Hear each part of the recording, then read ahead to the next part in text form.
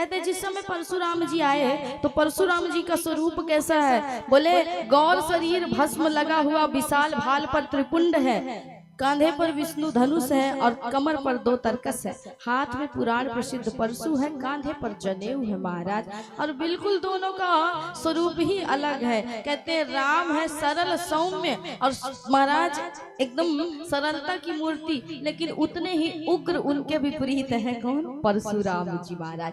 परशुराम जी की समाधि भंग हो गई जिस समय शिव का धनुष टूटा। शिव गुरु है उनके, और जैसे शिव का धनुष टूटा तो कहते हैं परशुराम जी की समाधि टूटी और परशुराम जी सीधे जनकपुरी के स्थली में जहां जनक ने ये यज्ञ का आयोजन किया था वहीं पर पहुंच गए। जैसे ही परशुराम जी पहुंचे, अभी तक जो राजा राम जी को मारने का विचार कर रहे थे, सिया हरण का विचार कर रहे थे, कहते हैं कि परशुराम जी को मार्ग दे दे करके अपने बाबा परबाबा का गोत्र बता बता करके प्रणाम करने लगे। इतना डरे, इतना घबराए थे महाराज, परशुराम को देख करके थर थर कांपते थे क्षत्रिय।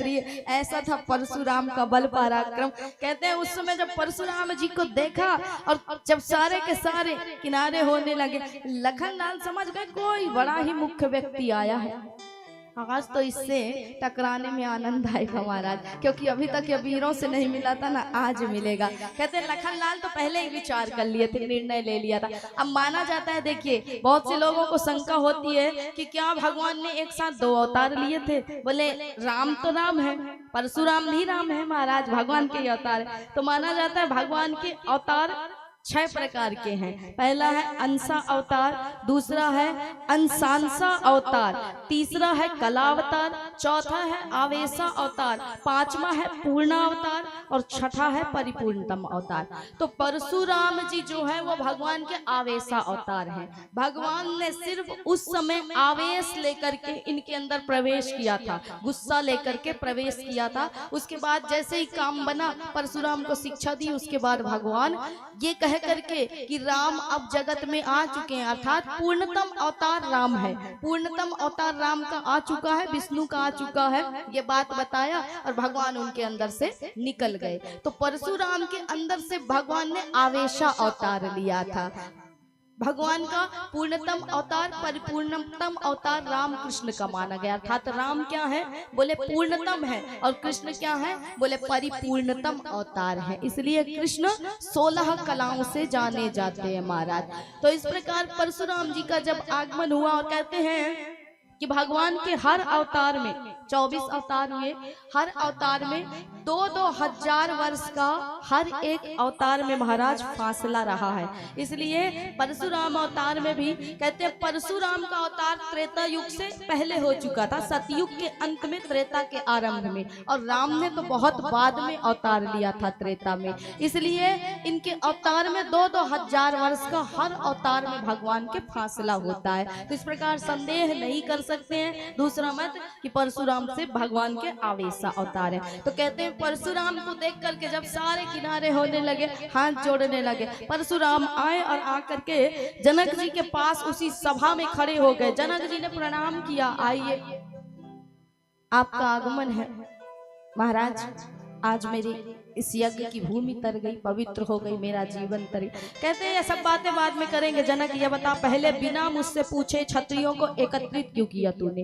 तुझे पता है ना कि इस धरा में अगर क्षत्रियों को एकत्रित करना हो एक जगह तो पहले परशुराम जी से आज्ञा लेनी पड़ती है। तूने मुझसे बिना पूछे क्षत्रियों को इकट्ठा कैसे किया और किस वजह से किया, ये मुझे बता। जनक जी ने धीरे से धनुष यज्ञ की बात की और जानकी के भविष्य के निर्णय के लिए जो शिव का धनुष था उसकी प्रत्यंचा जो चढ़ाएगा वही जानकी का नाथ बनेगा। इस कारण से मैंने क्षत्रियों को बुलाया है और ये जानकी को प्राप्त करने के आस से यहाँ पर आए हैं। जैसे ही शिव धनुष की बात सुनी और शिव धनुष के भंग होने की बात सुनी, बोले परशुराम की दृष्टि सीधे उस धनुष के टुकड़ों की ओर गई और कहते हैं जिस समय उस धनुष को टूटा हुआ देखा तो क्रोधित होकर के जनक का हाथ पकड़ करके कहा, जनक इतना बता, इस धनुष को तोड़ा किसने और तोड़ने की हिम्मत कैसे हुई?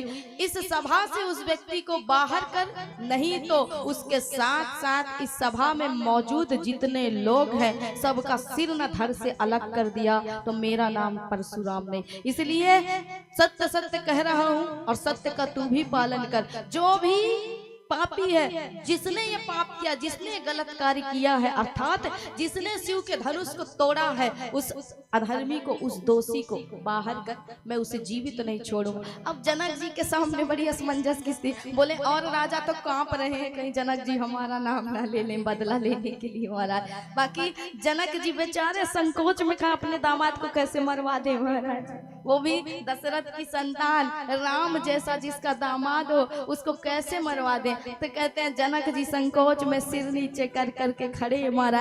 राम ने सोचा जनक जी असमंजस में पड़ गए हैं, मेरा नाम नहीं ले रहे हैं, नहीं बताएंगे तो कहीं परशुराम जी सबको न मार डालें, इसलिए राम धीरे से निकल करके आए। अब देखिए वर्ण में कितना फर्क है, एक गौर है, एक सौम्य है, एक माना जाता है कि एक गौर है, एक श्याम है, एक सौम्य है, एक क्रोधी है, कितना अंतर है दोनों में। कहते हैं विनम्रता से, सरलता से, मधुरता से हाथ जोड़ करके। और राम जी कहते हैं कि नाथ शंभु धनु भंजा निहारा, होई को एक दास तुम्हारा।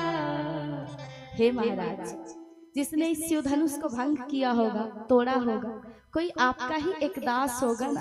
कहते हैं परशुराम कहते हैं कि हे राम सुन, शिव को सो जो करे सेवकाई,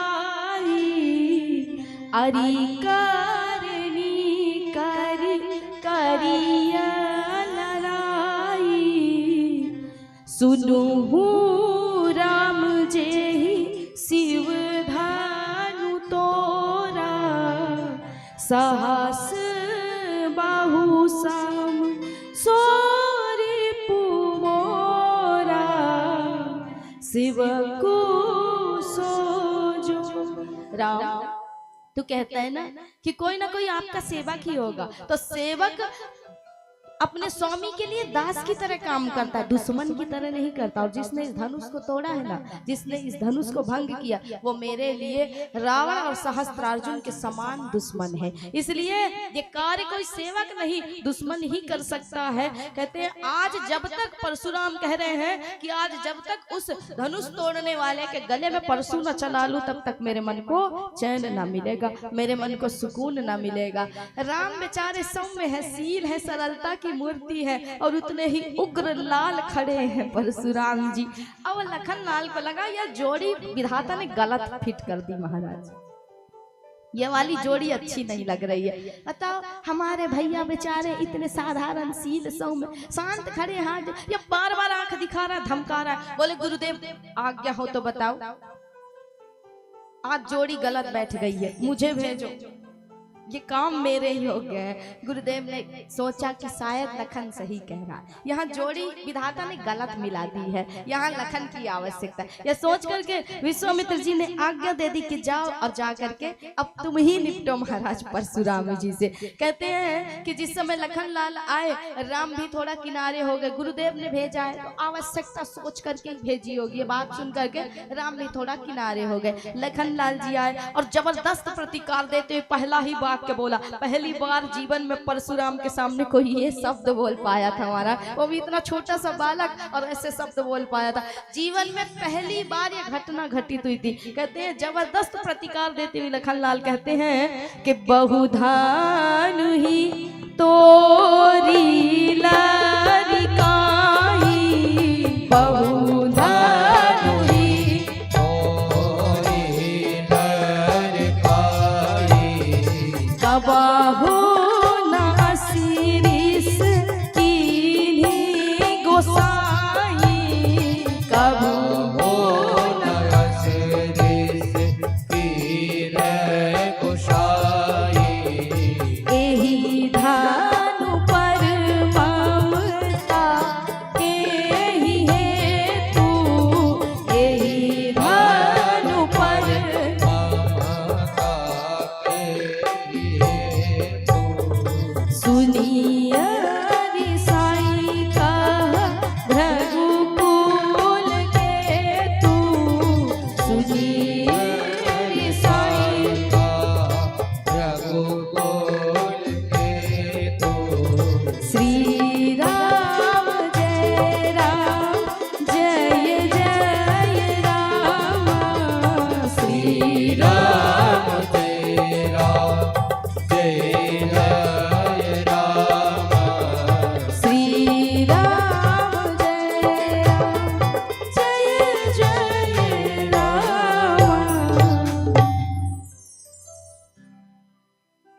लखन लाल कहते हैं कि यही धनु ही तोरी लड़काई, अर्थात ऐसे धनुष तो हमने ऐसे कमठे, लखन लाल क्या करें, बोल धनुष भी नहीं, ऐसे साधारण कमठे तो हमने बचपन में बहुत सारे तोड़े। इससे पहले तो किसी को इतना गुस्सा होते नहीं देखा। आपको इसी धनुष पर इतनी ममता क्यों और किस वजह से है महाराज? इतनी ममता मुझे अच्छी नहीं लगती है। साधारण सा कमठा था महाराज, टूट गया, अब इस पर इतना क्यों गुस्सा होना, इतनी क्यों ममता पालनी, आसक्ति पालनी? कहते हैं परशुराम जी का क्रोध 7वें आसमान पर पहली बार कोई बोला है, और इतना छोटा बालक मेरे सामने ऐसे शब्द ऐसे वचन बोला। कहते हैं परशुराम ने कहा कि धनु ही त्रिपुरारी धनु तुमने तोड़े होगे साधारण कमठे बचपन में, ये कोई साधारण धनुष नहीं है रे बालक, तू मूढ़ है। हे राजा के बालक तू मूढ़ है, ये कोई साधारण धनुष नहीं है, ये क्या है? बोले महाराज ये साक्षात शिव जी का धनुष है, पिनाक है, साधारण धनुष नहीं। लखन लाल कहते हैं मुस्कुरा के मन ही मन कि महाराज वही तो मैं कहना चाहता हूँ, जब धनुष साधारण नहीं है तो धनुष को तोड़ने वाला कैसे साधारण हो सकता है? बाहर परशुराम तेरी साधना कि तू अभी तक ये नहीं जान पाया कि जब धनुष साधारण नहीं तो धनुष को तोड़ने वाला कैसे साधारण हो सकता है। लखन लाल कहते हैं कि महाराज अब तो धनुष टूट गया, अब क्या होगा? इस धनुष पर तुम्हें इतनी ममता क्यों है? देखो हमने जानबूझ करके नहीं तोड़ा है, हमारा स्वभाव है, हम क्षत्रिय हैं, धनुष बाण रखना हमारा स्वभाव है। हम देखने के लिए गए, पुराना सा था खराब सा, राम भैया ने जो उठाया और छुआ टूट गया। अब तो मानो जैसे आग में घी डाल दिया हो ना, ऐसा काम हुआ कि पुराना कह दिया, कमठा कह दिया शिव के धनुष को। कहते हैं उस समय परशुराम के क्रोध की सीमा नहीं, परशु लेकर के मारने दौड़े और कहते हैं आज ये बालक मरने लायक है, इसे मैं जिंदा नहीं छोड़ूंगा, आज ये मर करके रहेगा। कहते 2-3 बार जब परशु उठाया, लखन लाल जी कहते तुम क्या समझ रहे हो, हम तुमसे डर जाएंगे? बोले आज तक तुम्हारी मुलाकात साधारण क्षत्रियों से हुई होगी, आज ओरिजिनल वाले हैं महाराज।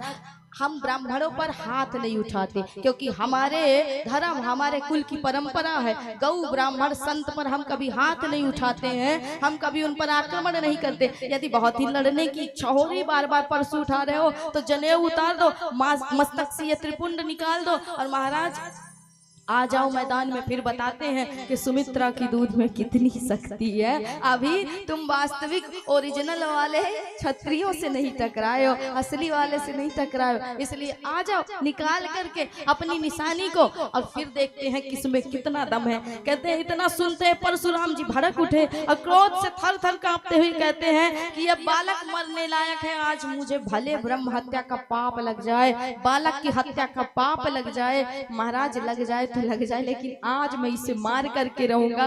कहते हैं उस समय राम जी ने सोचा कहीं बात ज्यादा ना बढ़ जाए, इसलिए किनारे कर दिया लखन को और कहते हैं कि महाराज मैं आपका दुश्मन हूँ, आपका शत्रु हूँ, इसलिए तो छोटा है, इसके मुख में दूध है, दूध के दांत हैं, अभी क्षमा कर दो। परशुराम जी कहते हैं कि ना राम, इसके मुख में दूध नहीं है, विष है। जब बोलता है महाराज तो ऐसा बोलता है मानो हजारों बाण एक साथ चल रहे हो। कहते हैं उस समय लखन कहते हैं बिल्कुल बिल्कुल आप ही की तरह हूँ गुरुदेव, ये राम भैया आपके लायक नहीं है, ये बड़े सरल सौम्य है, लेकिन मैं आपके नक्शे कदम पर चलने वाला, मुझे अपना शिष्य बना लो, महाराज दोनों मिल करके कमाल करेंगे। कहते हैं उस समय इतनी गुस्सा आ रही परशुराम जी को, लेकिन क्या करें बेचारे, समझ में नहीं आ। कहा जाता है ना कभी कभी किसी की वाणी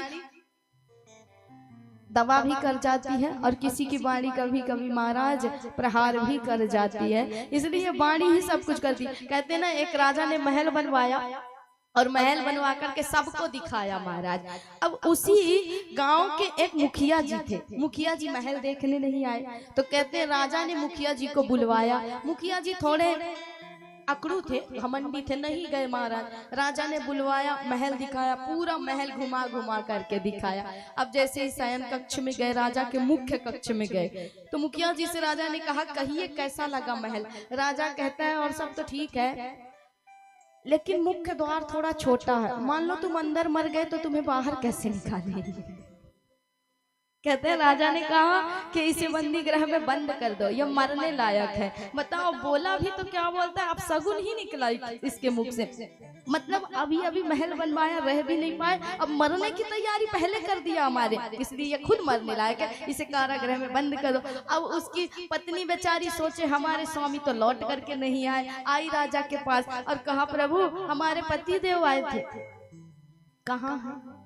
बोले वही ना जो कहता है कि तुम अंदर मर जाओगे, तुम्हें बाहर कैसे निकाला जाए। उसके मुख में जहर भरा है, बोलता है तो जहर बोलता है, इसलिए उसे कारागृह में बंद कर दिया है। अब उसकी धर्मपत्नी ने कहा किस बात के लिए बंद कर दिया? बोले कहता है कि महल का मुख्य द्वार छोटा है, मर जाओगे तो बाहर कैसे निकालेंगे। पत्नी ने कहा बड़ा बेकार व्यक्ति है, ऐसा नहीं बोलना चाहिए था, मर जाओगे तो अंदर ही थोड़े ना सड़ा डालेंगे महाराज, काट करके निकाल देंगे, लेकिन अग्नि तो देंगे। बोले इसको भी बंद करो, ये तो इससे बड़ी मूर्ख है महाराज, इसके शब्द तो और कटु है। कहते उसको भी बंद कर दिया। अब बच्चा बेचारा शाम को विद्यालय से आया, माता पिता दोनों नहीं है, ये सोच करके जब पता चली कि राजा के यहाँ गए, आया और राजा से निवेदन किया। राजा ने कहा हमने दोनों को कारागृह में बंद किया। किस कारण से किया है महाराज बताइए। कहते हैं तेरा बाप कहता है कि मर जाओगे तो बाहर कैसे निकालेंगे, द्वार छोटा है, तो तेरी मैया कहती है काट काट करके बाहर निकालेंगे, पर आग तो लगाएंगे। बालक कहता है दोनों मूर्ख हैं, दोनों की मति मारी गई, न काटेंगे न बाहर निकाल, अंदर भी तो आग दे सकते हैं ना, अंदर ही दे देंगे।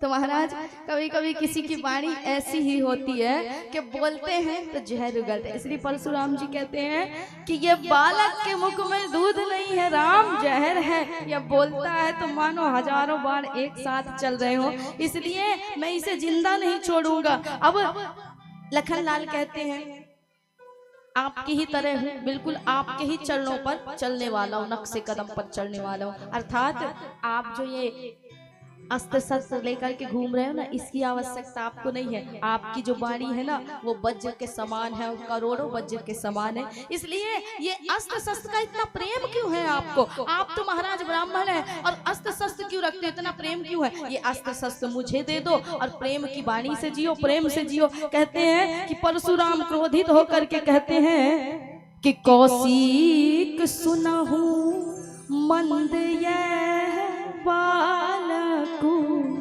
कुटिल काल बस निज कुल घालकु कौशिक सुनहु। आज इस बालक को मरने से कोई नहीं बचा सकता, इसे मैं मार करके रहूंगा, क्योंकि ये बोलता है तो मानो मेरे हृदय में खंजर चल रहे हो महाराज, ऐसी स्थिति होती है। हजारों लाखों बाण जैसे मेरे हृदय में चुभ रहे हो, ऐसी इसकी वाणी है। इसलिए मैं इसे मार करके रहूंगा, भले आज मुझे पाप लग जाए, ब्रह्म हत्या का दोष लग जाए। कहते हैं विश्वामित्र जी हंस पड़े। लखनलाल जी ने कहा क्यों हंसे गुरुदेव? बोले मैं सोचता हूँ परशुराम की साधना को, क्या तुम्हारी साधना थी? अर्थात खंडित टुकड़ों को तो तुम देख रहे हो, लेकिन जो इन्हें तोड़ने वाला है उसे तुम क्यों नहीं देख रहे हो? उसे भी तो एक बार देखो कि मेरा वो ईश्वर मेरे सामने खड़ा है। उन खंडित टुकड़ों को देखते हो। ऐसी साधना किस काम की, ऐसी भक्ति किस काम की कि ईश्वर सामने खड़ा हो लेकिन तुम उसे पहचान न पाओ। कहा उस समय लखनलाल कहते हैं, राम प्रभु भी कह रहे हैं परशुराम जी से कि मैं आपका अपराधी हूँ, मुझे जो भी दंड देना है वो दंड दीजिए, मैं उसे स्वीकार कर लूंगा।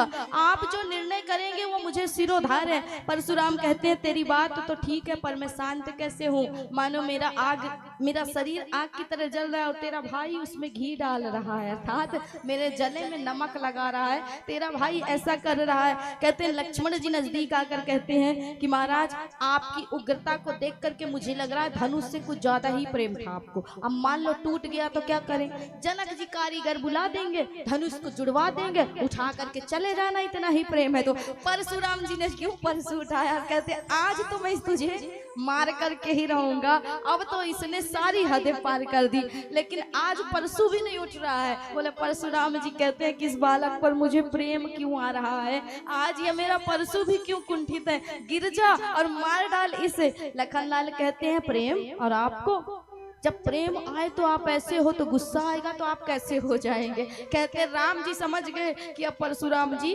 बिल्कुल भी नहीं बचाएंगे, इसलिए राम जी कहते हैं कि महाराज मैं आपका दोषी हूँ, आपको जो भी सजा देनी है मुझे दीजिए। ये तो निर्दोषी है, मेरा भाई है छोटा, इसे क्षमा कर दीजिए। परशुराम कहते हैं कि तू ही सबसे बड़ा कारण है, तू ही है राम जो मीठा मीठा बोलता है, और तेरा भाई मेरे जले में नमक छिड़कता है, इसलिए सबसे बड़ा दोषी तो तू ही है। इसलिए आज मेरी ये उग्रता शांत कैसे होगी? तू मेरे साथ लड़, मैदान में आ, तभी ये परशु का क्रोध शांत होगा। भगवान राम कहते हैं कि मुझे पता है प्रभु आप क्यों लड़ना चाहते हैं, ताकि आपकी जीत हो हमारी हार हो। हे भगवान हम तो आपके सामने हर प्रकार से हारे हुए हैं, हमारी कहाँ जीत हो सकती है? हम तो वैसे भी सर्वस्व हारे हुए हैं, हम ब्राह्मण के साथ युद्ध नहीं करते, और क्षत्रिय है हमारा स्वभाव है। अगर एक बार रणस्थली में आ गए तो महाराज हम बिना विजय के लौट नहीं सकते, और अगर हमने आप पर आक्रमण किया तो संसार कहेगा कि ब्राह्मण पर हाथ उठाया, कैसे थे राम, कैसा था रघुवंश, और कैसे क्षत्रिय मारा। इसलिए हम दोनों तरह से आपके सामने हारे हुए हैं, हर प्रकार से पराजित है, हम नहीं जीतना चाहते। और कहते यही कहते कहते भगवान ने अपने उस कांधे से पीताम्बरी हटाई और परशुराम को संकेत दिया कि देखो तो सही, हमारे वक्षस्थल पर वही निशान है जिसको देख करके तुम्हें पता चलेगा कि ब्रह्म अब अवतार ले चुका है। कहते हैं भृगु जी के चरण चिन्हों को जब देखा है भगवान राम के वक्षस्थल पर, तो उस समय परशुराम जी भी हाथ जोड़ करके खड़े हो गए कि क्या मेरा ईश्वर अवतार ले चुका है? अगर ले चुका है तो अंतिम शंका से ही मुझे समाधान मिलेगा। मेरा जो संदेह वो तब तक नहीं मिट सकता जब तक राम वो कार्य करके ना दिखाएं जो मैं चाहता हूँ। कहते हैं उस समय परशुराम जी ने कहा यदि आप ब्रह्म हो, आप ईश्वर हो, तो मेरा एक काम कर दो, मेरी शंका का समाधान कर दो। कहा जाता है कि महाराज ये जो प्रसंग है गोस्वामी जी ने यहाँ पर लिखा है, लेकिन आदि रामायण आनंद रामायण में माना जाता है कि जिस समय भगवान राम विवाह करके अयोध्या लौट रहे थे तब मार्ग में परशुराम जी मिले थे, और उस समय परशुराम जी जब भगवान के उस सौंदर्य को जान गए थे कि ये ब्रह्म है, ईश्वर है, तो उन्होंने कहा था इस धनुष को जो मेरे पास विष्णु धनुष है इसकी प्रत्यंचा चढ़ा दो, तब मैं मानूंगा कि आप ब्रह्म हो, ईश्वर हो। कहते राम ने मना किया कि हम एक बार यदि धनुष चढ़ा देते हैं, उस पर बाण चढ़ गया तो उसे छोड़ करके ही शांत करते हैं, इसलिए मत चढ़वाइए। पर परशुराम जी ना माने, तब भगवान ने उसे चढ़ाया, विष्णु धनुष अपने पास उनके पास अपने आप ही आया और भगवान ने उस पर बाण चढ़ाया। और कहते उस समय भगवान ने कहा अब इस बाण को कहाँ छोड़े कहिए, तो परशुराम कहते हैं कि 21 बार मैंने जिन दुष्ट राजाओं का संहार किया उनके साथ ना जाने सज्जन राजा भी बलि चढ़ गए, तो जहां पर उसका पाप एकत्रित हुआ वहां पर छोड़ो प्रभु। तो कहते हैं परशुराम जी ने इसमें भी अपने पाप का प्रायश्चित कर लिया। भगवान के दर्शन से ही कहते हैं पापों से मुक्ति मिल जाती है महाराज। परशुराम जी का वही पाप नष्ट किया प्रभु ने, और परशुराम जी वहां से हाथ जोड़ करके चले हैं और कहते हैं कि जय रघुवंश बनज बन भानु, जय रघुवंश बनज बन भानु, गहन दनुज कुल दहन कृशानु, गहन दनुज कुल गहन कृशानु, अनुचित बहु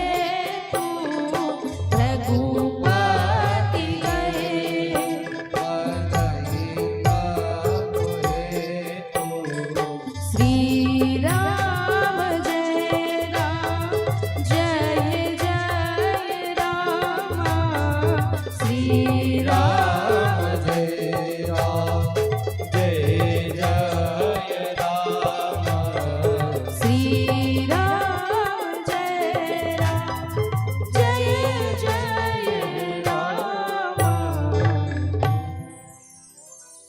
परशुराम जी जान गए कि भगवान ईश्वर ने अवतार ले लिया, ब्रह्म ने अवतार लिया। हाथ जोड़ करके दोनों भाइयों से क्षमा प्रार्थना की कि ना जाने अज्ञानता में अनजाने में मैंने क्या क्या कह दिया, इसके लिए मुझे क्षमा करना। और कहते हैं उस समय परशुराम जी भगवान से आशीर्वाद लेकर के तपस्या